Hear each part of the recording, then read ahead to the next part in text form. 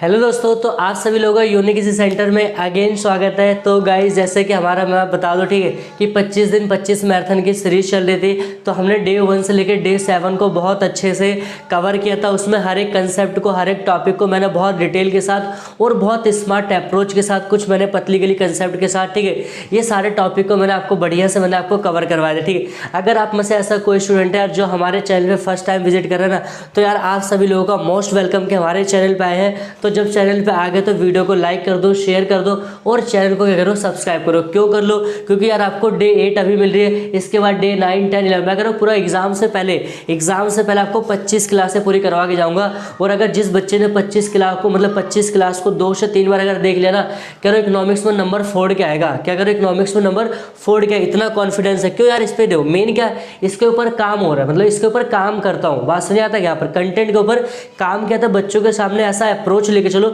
जिससे क्वेश्चन को बिल्कुल अच्छे से, ठीक है, समझ पे ज़्यादा उनको कंफ्यूजन हो, मतलब कम समय में ज़्यादा क्वेश्चन को अटेम्प्ट करना बता रहा हूँ। ठीक है, तो अब जैसे मैंने आपको डे 7 में मैंने क्या पढ़ाया था बता दो, कि जो हमारा एग्रीगेट डिमांड और एग्रीगेट सप्लाई जो चैप्टर था, ठीक है, उसमें क्या था कि हमारे जितने भी कथन आधारित पर्सन थे, मतलब स्टेटमेंट बेस्ड जितने भी क्वेश्चन थे, वो सारे के सारे मैंने उसमें कवर करवाए थे। ठीक है, और जो हमारा डे 8 रहेगा ना यार, 25 दिन 25 मैराथन अपने आप में ही स्पेशल है। क्या करो, अपने आप में स्पेशल है। क्यों? क्योंकि यहाँ पर हमें टॉपिक को नहीं, यहाँ पर हमें कंसेप्ट सिखाया जा रहा है। क्या कह रहे हैं? कंसेप्ट सिखाया जा रहा है कि कोई भी क्वेश्चन आता है किसी भी लेवल का, किसी भी टाइप्स का, तो उसको कैसे आप उसको ट्रीट करोगे। ठीक है ना, यही बातें याद है। और आप लोग वीडियो को अपने दोस्तों के बाद भी शेयर, उन्हें भी दिखाओ कि हाँ, अगर जो बच्चे इस 25 दिन 25 मैराथन को देख के जाएगा ना, कह रहे इकोनॉमिक्स में ना वो मतलब नंबर का अच्छा स्कोर करेगा, करोगे बहुत बेहतरीन स्कोर करोगे आप लोग। ठीक है, तो अब यहाँ पर देखो डे 8 में हमें क्या पढ़ना है। तो डे 8 में जितने भी आपके अभिकथन और कारण से संबंधित क्वेश्चन है, वो सारे मैं आपको इसके अंदर करवाऊंगा। कह रहे हो जितने भी आपके क्वेश्चन है अभिकथन और कारण वाले, वो सारे क्वेश्चन मैं आपको इसमें करवाऊंगा। ठीक है, तो उसकी बिल्कुल भी आपको चिंता नहीं करनी है। ठीक है, पहला क्वेश्चन देखो हमारा क्या कहता है कि अभिकथन, ठीक है, अभिकथन ही कह रहा है यथार्थ निवेश नियोजित निवेश का प्रतिनिधित्व करता है। अब मैंने क्या था कि जब भी ऐसे क्वेश्चन होते हैं ना, तो यार आप वहां पर कीवर्ड्स को पकड़िए। कह रहे हैं यथार्थ निवेश और नियोजित निवेश। ठीक है, तो अब ये दो चीज़ अगर आपको, जिस बच्चों को अगर ये चीज़ें क्लियर है ना, तो वो बिल्कुल बता सकता है। ठीक है, आंसर क्या होगा। ठीक है, तो यहाँ पर यथार्थ निवेश, ये एक थोड़ा सा नया वर्ड यूज़ किया गया। इसकी जगह अगर आप लोगों ने पढ़ा होगा, तो मैंने आप लोगों को पढ़ाया होगा एक वास्तविक निवेश क्या होता है।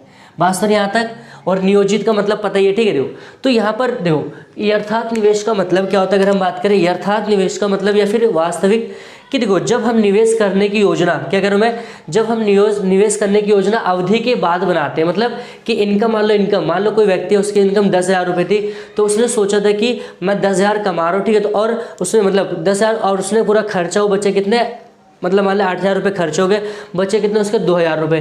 तो अब कह रहे हैं इसमें से मैं निवेश करूंगा। तो उसने निवेश करने की जो प्लानिंग किया है, वो क्या होता है कि मतलब जो इनकम के मिलने के बाद बनाई है। ठीक है, तो उसी को हम क्या कहते हैं, यथार्थ या फिर वास्तविक निवेश कहते हैं। नियोजित निवेश का मतलब क्या होता है, जैसे मान लो ठीक है, मैं करूँ मेरी 10,000 रुपये सैलरी है, अगले मंथ में जो मेरी सैलरी मिलेगी, ठीक है, तो मैं करूँ 10,000 रुपये मिलेगी, तो मैं क्या करूँगा, उसमें से 5,000 रुपये का इन्वेस्टमेंट करूँगा। तो मैंने बताओ, आप लोग मेरे को कमेंट करके बताओ, मैंने जो प्लान किया क्या पहले किया एक बाद में किया। तो आप लोग कहोगे सर आपने प्लान पहले किया, तो उसी को हम क्या कहते हैं, नियोजित निवेश कहते हैं। ठीक, अब कह रहे हैं कि यथार्थ निवेश और नियोजित निवेश का दोष, मतलब निवेश का प्रतिनिधित्व करते हैं नहीं, क्योंकि इसमें देखो हमारा एक्चुअल आता है, एक्चुअल, और इसमें क्या होता है, हमारा प्लानिंग करते हैं कि हम मतलब इतना हो सकता है। ठीक है, जबकि प्रत्याशित निवेश, ठीक है, और निवेश के वास्तविक स्तर का प्रतिनिधित्व करता है। अब यहाँ पर कहोगे प्रत्याशित निवेश का मतलब क्या होता है। देखो प्रत्याशित निवेश का हम कह सकते हैं कि जो अपनी इच्छा से करें, मतलब ऐसा इन्वेस्टमेंट जो हमारी इच्छा हो।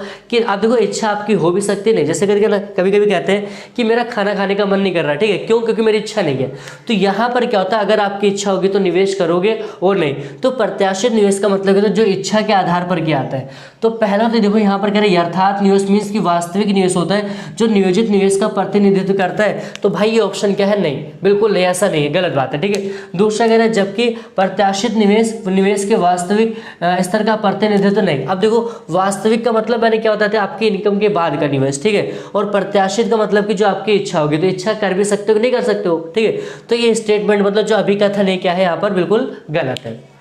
ठीक है, दूसरा देखो कारण क्या कहता है, हमें कारणों को समझना है और दोनों को ना एक पॉइंटों को मैच करना, दोनों को मर्ज करा करो, क्वेश्चन को समझो कि एक दूसरे से लिंक करवा कि क्वेश्चन मतलब उस दोनों का क्या एक दूसरे से मैच कर रहे हैं। मतलब कारण क्या कह रहे संतुलन स्तर पर, कह रहे कि संतुलन, अब आप मेरे को बताओ संतुलन स्तर कहाँ पर होगा, ठीक है, आप मेरे को बताओ संतुलन स्तर कहाँ होगा।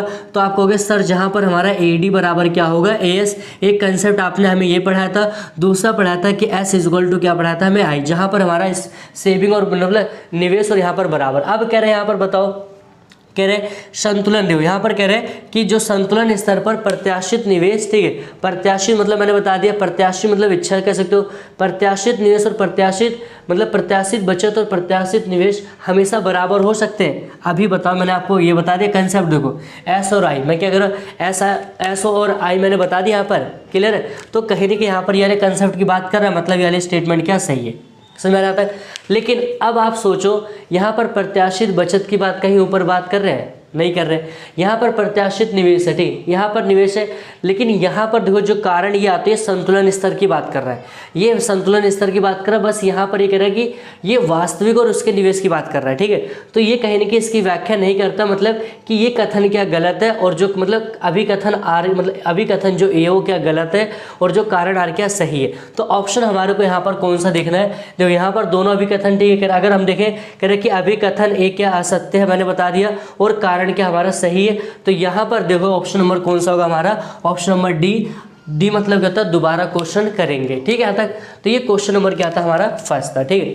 देखो अभी एक क्वेश्चन थोड़ा सा टाइम टेकिंग होगा, क्योंकि मेरा मेन क्या है कि अगर आपको 2-3 क्वेश्चन हो जाएगा ना, फिर हम स्पीड को क्या करेंगे, फिर स्पीड को हम क्या करें इंक्रीज कर देंगे, ठीक है। चलिए क्वेश्चन दूसरे कह रहे बचत वक्र आय वक्र के शून्य स्तर पर, कह रहे कि बचत वक्र, ठीक है, कह रहे कि बचत वक्र आय वक्र के शून्य स्तर पर ऊर्ध्वर अदा मतलब ऊर्ध्वर अक्ष पर ऋणात्मक अवरोधन बनाता है। देखो कह रहे बचत वक्र, ठीक है। अब बचत वक्र का मतलब क्या होता है, कह रहे बचत वक्र बचत और आय के बीच अगर हम बात करेंगे बचत वक्र, जैसे ये हमारा क्या होता है, यहाँ पर हमने इनकम बनाई थी, हमारा उपभोक्ता, ठीक है, बात सुनिए। लेकिन जैसे दूसरा डायग्राम बनाते थे तो यहाँ पर क्या होता था, हमारा नेगेटिव होता था, क्या होता था, नेगेटिव। तो नेगेटिव कहाँ जाता है, जैसे ये हो गया, ठीक है। तो ये देखो यहाँ पर ये रहा, देख रहे हैं यहाँ पर। अब ये ऊर्ध्वर का मतलब बिल्कुल क्या स्ट्रेट बनाते हैं, अगर हम बात करें यहाँ पर ऊर्ध्वर का मतलब क्या स्ट्रेट बनाते हैं, तो स्ट्रेट जो अब क्या ये लाइन जो जा रही है क्या स्ट्रेट जा रही है, बिल्कुल स्ट्रेट तो ये जा रही है ना स्ट्रेट। तो ऊर्ध्वर का मतलब बिल्कुल स्ट्रेट लाइन और ऋणात्मक, कह रहे ऊर्ध्वर अक्ष पर ऋणात्मक,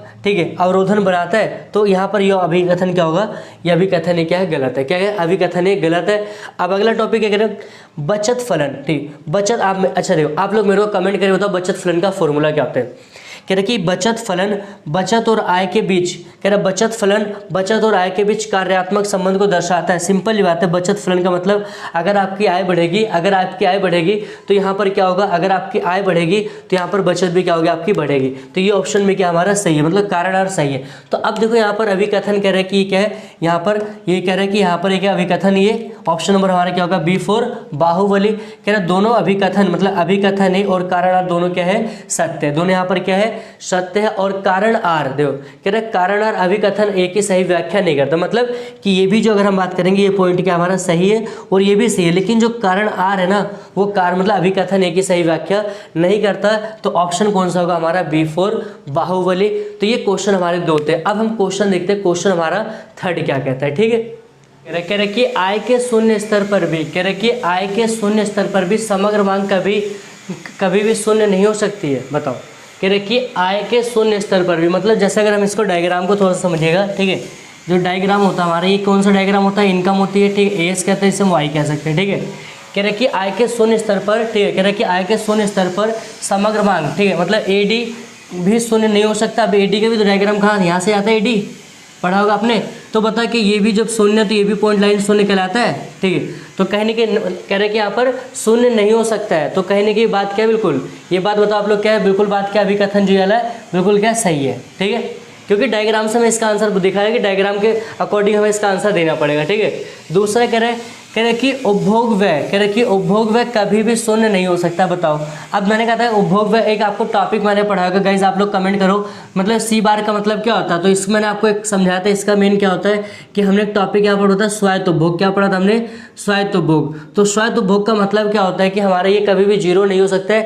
अगर हमारी इनकम जीरो हो सकती है, क्या कह रहा हूँ मैं, हमारी इनकम जीरो हो सकती है, तो मतलब इनकम शून्य होने पर भी हमें जीवित रहने के लिए कुछ ना कुछ उपभोग करना पड़ता है। क्या कह रहा हूँ, कुछ ना कुछ उपभोग करना पर उसे क्या स्वायत्त उपभोग कहते हैं।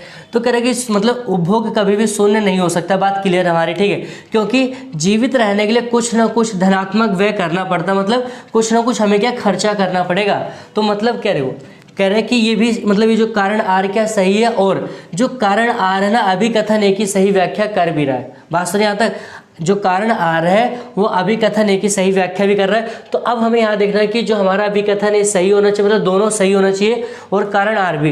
तो कह रहे कि दोनों अभिकथन और कारण आर सत्य है, ऑप्शन ए। और कह रहे कि और यहाँ पर कह रहे कि और कारण आर अभिकथन एक ही सही व्याख्या करता है, मीन्स कि ऑप्शन कौन सा सही होगा, ऑप्शन ए फॉर आओ कभी हवेली पे, ठीक है। तो ये ऑप्शन हमारा क्या हो जाएगा, सही हो जाएगा। अब देखो दूसरा मतलब क्वेश्चन नंबर हमारा फोर्थ क्या कहता है, क्वेश्चन देखो फोर्थ क्या कह रहे हैं क्वेश्चन, आप लोग एक बार क्वेश्चन को पढ़ो, देखो क्वेश्चन फोर्थ आप लोगों से क्या कह रहे हैं, ठीक है। क्वेश्चन फोर्थ देखो क्या कह रहे हैं कि एक द्विक्षेत्रीय अर्थव्यवस्था में, देखो द्विक्षेत्र का मतलब मैंने आपको बताया, एक हमारे को क्या पढ़ना, परिवार क्षेत्र पढ़ना है, ठीक है, एक हमारे को क्या परिवार क्षेत्र पढ़ना, दूसरा हमारा उत्पादक क्षेत्र पढ़ना है। कह रहे कि एक द्विक्षेत्रीय अर्थव्यवस्था में समग्र मांग वक्र और निवेश वक्र, कह रहे कि एक द्विक्षेत्रीय अर्थव्यवस्था में समग्र मांग वक्र और निवेश वक्र, ठीक है, वक्र हमेशा एक दूसरे के समांतर होते हैं। अब बताओ यहाँ पर ये स्टेटमेंट बताओ सही कि नहीं। अब देखो डायग्राम मैंने आपको पढ़ाया होगा, ठीक है, डायग्राम मैंने पढ़ाया होगा, निवेश का तो बिल्कुल फिक्स जाता है, ठीक है, और ये क्या उपभोग का जाता है यहाँ तक, और आपका एडी का होता है, ठीक है। तो आपसे कह रहे हैं, ठीक है, आपसे कह रहे हैं कि बताओ यहाँ पर कह रहे हैं कि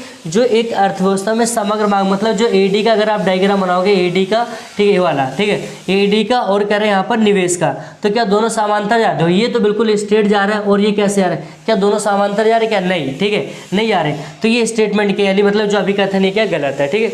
दूसरा कह रहे कि एक द्विक्षेत्रीय अर्थव्यवस्था में, कह रहे कि एक द्विक्षेत्रीय अर्थव्यवस्था में उपभोग का प्रेरित घटक समग्र मांग एक प्रेरित घटक है, थोड़ा सा मिस्टेक हुई है, क्या कह रहा हूँ, समग्र मांग एक प्रेरित घटक है, तो ये बिल्कुल ठीक है, ये क्या है, बिल्कुल ठीक है। कारण आर कह रहे कि एक द्विक्षेत्रीय अर्थव्यवस्था में, देखो कह रहे कि जो समग्र मांग के घटक क्या होते हैं, समग्र मांग के घटक बताइए। तो मैंने आपको देखो समग्र मांग के घटक में मैंने आपको 4 टॉपिक पढ़ाए थे। अगर आपको कंसेप्ट याद हो तो भाई मैंने आप लोगों को क्या पढ़ाया था, एडी बराबर क्या होता है, सी प्लस आई प्लस में जी, यहाँ पर एक्स माइनस में क्या होता है, एम होता है, ये मैंने कंसेप्ट आपको पढ़ाया था, ठीक है। तो कह रहे कि समग्र मांग के घटक में क्या उपभोग है, क्या अगर हम बात करें उपभोग की बात कर रहे हैं, यहाँ पर बात कर रहे हैं, तो क्या ये एडी का घटक है कि नहीं, तो कहोगे सर बिल्कुल घटक है, तो हमारा कारण आर क्या सही है। तो अब देखो जो अभिकथन क्या है, यहाँ पर अभिकथन ये क्या है गलत हो, और कारण आर, तो ऑप्शन नंबर कौन सा होगा हमारा, अभिकथन कह रहे कि ए असत्य और कारण आर क्या सत्य है, तो ऑप्शन नंबर हमारे क्या होगा डी, ठीक है, ऑप्शन नंबर डी। यार अगर आप लोगों को वीडियो अच्छी लग रही है, वीडियो को अच्छी लग रही है ना, तो आप वीडियो को लाइक शेयर कमेंट करो, ठीक, और चैनल को सब्सक्राइब करना बिल्कुल भी ना भूलो, क्योंकि यार देखो इतना सारे कंटेंट के ऊपर क्वेश्चन को आपको बहुत अच्छे से समझाने का, ठीक है, वो सारा काम आपके क्या, बस आप लोग क्या करो, चैनल को सब्सक्राइब कर लो और वीडियो को कर दो शेयर कर दो, ठीक है। बात सही है। अब क्वेश्चन नंबर 5 को देखते हो। 5 क्वेश्चन आप लोगों को वीडियो अच्छी लगी तो वीडियो को लाइक शेयर कमेंट बिल्कुल भी इसमें कभी नहीं करना है, ठीक है। बात सही यहाँ तक। तो देखो क्वेश्चन हमारा 5 क्या कहता है, अभिकथन में कह रहे संतुलन के पूर्ण रोजगार स्तर पर बेरोजगारी शून्य होती है। मतलब क्वेश्चन ये कह रहे देखो, अगर जिस बच्चे ने आज पढ़ा होगा अर्थव्यवस्था का संतुलन, तो मैंने आप लोगों को क्या बताया था डायग्राम में, डायग्राम मैंने क्या बताया था, जहाँ पर हमारा क्या एएस और क्या होता है यहाँ पर एडी, ये दोनों इक्वल होते हैं, तो यहाँ पर क्या होता है हमारी इकोनॉमी क्या होती है, बैलेंस होती है, मतलब ई पॉइंट पे बैलेंस होती है। तो यार कह रहे कि संतुलन के पूर्ण रोजगार, और यहाँ पर क्या होता है पूर्ण रोजगार का स्तर भी होता है, तो कह रहे यहाँ पर बेरोजगारी शून्य होगी क्या, बिल्कुल ऐसा नहीं है। क्यों? क्योंकि यहाँ पर देखो अर्थव्यवस्था हमारी संतुलन होती है, यहाँ पर बेरोजगारी होती है, लेकिन यहाँ पर बेरोजगारी जो होगी ना, वो कहने की जो बेरोजगारी होती है वो एक तरह से ऐच्छिक बेरोजगारी होती है। क्या होती है? ऐच्छिक, जहाँ पर लोग क्या होते हैं वो खुद की इच्छा के कारण क्या होते हैं, वो बेरोजगार होते हैं, ठीक है। रीजन अगर आपको और अच्छे से मैं समझाऊँ, जैसे मान लो, ठीक है, आप ही लोग पढ़ रहे हो, ठीक है, अब जैसे मान लो आपने 12th कर लिया, ठीक है, फिर आपने ग्रेजुएशन कर लिया, तो अब सोचो अगर आपको ग्रेजुएशन के बाद अगर आपको 10,000 रुपये की नौकरी मिलेगी तो करोगे क्या? आप मेरे को कमेंट सेक्शन में बताओ क्या करोगे कि नहीं, ठीक है। तो आप लोग ऑलमोस्ट जो आप लोग मतलब कमेंट करोगे सर हम नहीं करेंगे। रीज़न क्या है? क्योंकि यार आपने 12-15 साल आपने पढ़ा हुआ एजुकेशन में आपने दिया टाइम, ठीक है, तो सिर्फ 10,000 रुपये की नौकरी के लिए क्या काम किएगा? नहीं। अगर मान लो ही आपको 25-30-40,000 रुपये मिले मंथली की, तब एक कंसेप्ट, तब एक बात अलग होगी, ठीक है। तो यहाँ पर कह रहे हैं कि वहाँ पर कुछ ऐसे बहुत सारे हमारे आस पर हमारी सोसाइटी में बहुत सारे लोग होते हैं, वो बेरोजगार होते हैं, लेकिन वो अपनी इच्छा के कारण होते हैं। क्यों? क्योंकि उन्हें अपनी क्वालिफिकेशन के अनुसार क्या होता है, उन्हें जॉब चाहिए होता है, ठीक है। लेकिन उस दौरान क्या हमारी इकोनॉमी क्या होती है, बैलेंस में होती है। क्या होती है? इकोनॉमी बैलेंस में होती है, पूर्ण रोजगार में होती है। लेकिन कुछ लोग जो होते हैं वो क्या होते हैं, यहाँ पर बेरोजगार होते हैं। बेरोजगार कौन सी? ऐच्छिक बेरोजगारी के कारण, ठीक है। तो ये जो हमारा पहला क्या है, जो अभिकथन, तो यहाँ पर जो हमारा अभिकथन क्या है, इस कारण से क्या है, अभिकथन है क्या गलत है, ठीक है। कारण आर देखो क्या कहता है, कह रहे कि ऐच्छिक बेरोजगारी जनसंख्या के उस भाग को दर्शाती है जो काम करने के सक्षम है। कह रहे हो ऐच्छिक बेरोजगारी, कह रहे कि ऐच्छिक बेरोजगारी जनसंख्या के उस भाग को दर्शाती है जो काम करने के सक्षम है लेकिन स्वेच्छा से मतलब स्वेच्छा से काम करना पसंद नहीं करते। मतलब देखो यहाँ पर कहने की वो लोग हैं कि जो क्वालिफाइड है मतलब सक्षम है लेकिन वो क्या अपनी इच्छा के अनुसार कार्य नहीं करते। रीजन क्या है, क्योंकि उन्हें अपनी क्वालिफिकेशन के अनुसार क्या उनको सैलरी चाहिए होती है। ठीक है, तो मतलब कारण आर भी क्या यहाँ पर सही है। तो ऑप्शन नंबर देखो हमारा कौन सा होगा जिसमें अभिकथन ए क्या गलत हो, तो ऑप्शन नंबर हमारा क्या डी, अभिकथन ए का मतलब एक गलत है, असत्य है और कारण आर के यहाँ पर सही है। तो D4 दोबारा क्वेश्चन हम करेंगे। बात सुनिए यहाँ तक। चलिए, अगर आप लोगों को वीडियो अच्छी लग रही है, कोई भी टॉपिक पर आपको वीडियो अच्छी है तो आप कमेंट सेक्शन में फटाफट आप लोग कमेंट करिए। ठीक है, क्वेश्चन नंबर 6 देते हैं। ठीक है, क्वेश्चन नंबर 6 देखो क्या कह रहे हैं, कह रहे यदि समग्र मांग, कह रहे यदि समग्र उत्पादन के पूर्ण रोजगार स्तर पर, कह रहे कि यदि समग्र उत्पादन के पूर्ण रोजगार स्तर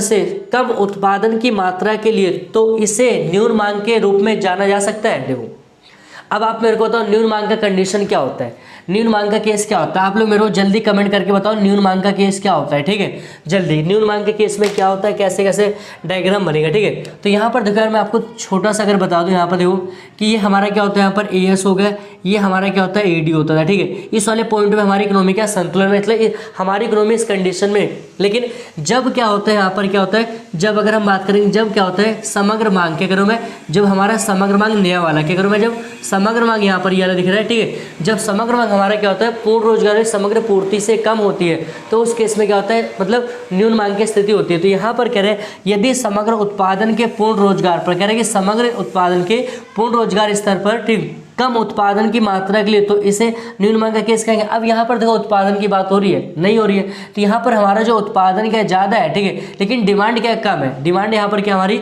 डिमांड यहाँ पर कम है। ठीक है, तो इस केस को हम क्या कहेंगे, यहाँ इस वाला केस तो न्यून का है लेकिन यहाँ पर क्या रही है, ये ऑप्शन क्या होगा, गलत होगा, क्योंकि यहाँ पर बार बार घूम फिर के किसके उत्पादन। ठीक है, और फिर उत्पादन के यहाँ पर अगर हम बात करें, यहाँ पर मांग का बात कर रहा है, यहाँ पर मांग की बात कर रहा है नहीं, तो ये स्टेटमेंट क्या यहाँ पर भाई ये गलत है। ठीक है, दूसरा कह रहा है, ठीक है, दूसरा देखो कह रहा है कि अगर हम बात करें यहाँ पर अभिकथन ये कारण आर। ठीक है, तो एक मिनट क्वेश्चन में थोड़ा सा कैच है, क्वेश्चन में थोड़ा सा कैच है भाई।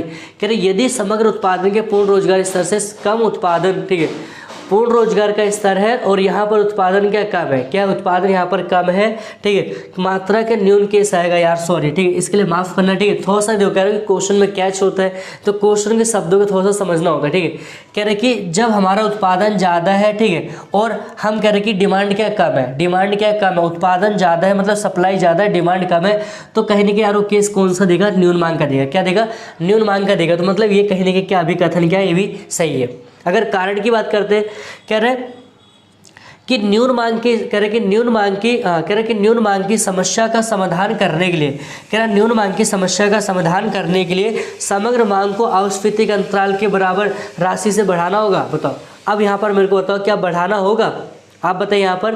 तो ये अलग कारण के आर यहाँ पर गलत है और जो आर है इसकी व्याख्या भी नहीं करता। तो अब देखो यहाँ पर कौन सा करें, अभिकथन ए क्या यहाँ पर कि दोनों अगर ऑप्शन देखो करें अभिकथन ए और कारण आर दोनों, मतलब अगर आप देखो कारण करें मतलब ये इसकी व्याख्या नहीं करता, बाकी स्टेटमेंट क्या है, स्टेटमेंट ठीक है, अगर हम बात करिए ठीक है, लेकिन ये जो इसकी व्याख्या नहीं करता है। तो यहाँ पर कह रहे हैं कि ऑप्शन कौन सा होगा हमारा B4 बाहुबली की दोनों अभिकथन ए और कारण आर क्या सत्य है, लेकिन कारण आर अभिकथन ए की सही व्याख्या नहीं करता है। तो ये क्वेश्चन नंबर हमारे क्या था 6 था। अब हम क्वेश्चन नंबर क्या होता है 7 को देखते हैं। 7 क्या कहता है कि राजकोषीय मौद्रिक नीति का सहारा लेकर, राजकोषीय और मौद्रिक नीति का सहारा लेकर समग्र मांग को कम किया सकता है। बताओ ये क्वेश्चन बिल्कुल करेक्ट है कि नहीं, ये अभिकथन बिल्कुल सही है कि नहीं, मेरे को ये बताओ फटाफट आप लोग कमेंट सेक्शन में।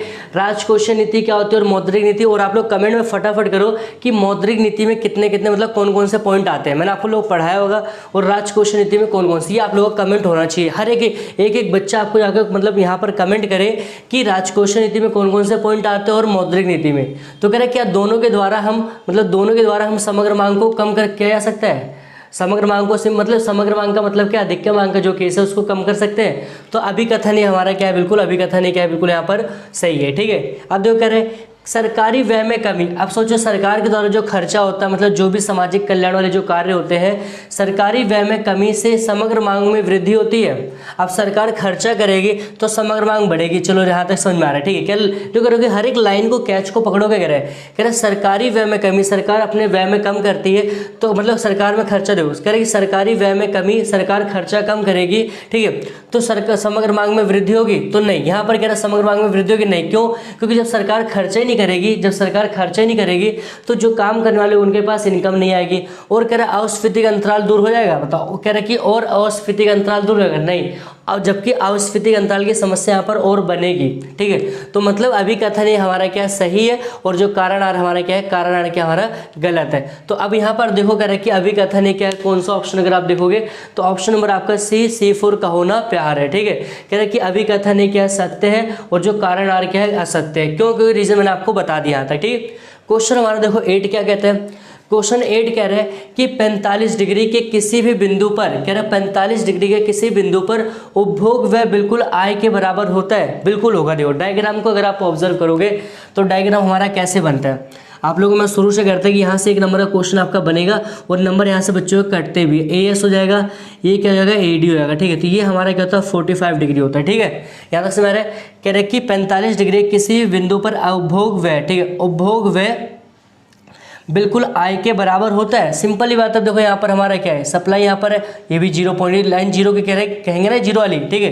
तो ये क्या है हमारे अभी कथन क्या सही है। दूसरा कह रहे कि कारण, कह रहे कि 45 डिग्री में यह गुण है कि 45 डिग्री में यह गुण है किसी भी बिंदु पर क्षैतिज अक्ष के ऊपर दूसरी लंबवत अक्ष के दूरी बिल्कुल बराबर होती है। मतलब यहाँ पर कह रहा है कि जहाँ पर 45 डिग्री का आपका बनेगा एंगल, ठीक है, तो ये जो डिस्टेंस होता है और ये डिस्टेंस जो होता है क्या होता है, ये दोनों क्षैतिज और लंबवत की बात की, लंबवत और ये क्षैतिज, ठीक है, क्या इनकी डिस्टेंस बिल्कुल बराबर होती है। तो यार अब आप डायग्राम में देखो, ये जो क्वेश्चन आया ना, ये मोस्ट इंपोर्टेंट क्वेश्चन है, इसको कई बार पेपर में पूछा गया, ठीक है।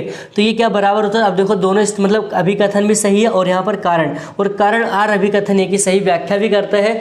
तो अगर 1 मिनट रुक जाओ, अगर हम यहाँ पर बात करेंगे, ठीक है, तो अब ऑप्शन नंबर देखो हमारा कह रहे कि हाँ ठीक है, ऑप्शन नंबर कौन सा होगा, ए, क्योंकि अभिकथन और कारण दोनों क्या यहाँ पर अभिकथन कारण और क्या दोनों सही है, और अभिकथन ए मतलब कारण जो आ रहा है अभिकथन ए की सही व्याख्या करता है। तो ऑप्शन नंबर हमारा कौन सा होगा, ऑप्शन नंबर हो जाएगा आओ कभी हवेली पे, ठीक है। तो ये क्वेश्चन नंबर हमारा क्या होता है, क्वेश्चन नंबर यहाँ पर 8 होता है, ठीक है। तो गाइस देखो अब हमारा क्या रहेगा, जो डे 8 में तो इतने हमने क्वेश्चन को करे हैं, ठीक है। अब इतने ही क्वेश्चन आपके इनफ है इसमें, ठीक है। बहुत ज़्यादा अगर कराऊंगा तो वीडियो भी लेंथी होगी, तो आप लोग देखोगे नहीं, बोर हो जाओगे, ठीक है। तो इन्हीं क्वेश्चनों को 2 से 3 बार आप देखो, प्रैक्टिस करो, क्वेश्चन को आप बुक भी लगाइए या फिर आपने प्रीवियस ईयर के सैम्पल पेपर्स लोगे ना, उसको आप लगाओ, मतलब कि क्वेश्चन आपसे हो रहे कि नहीं।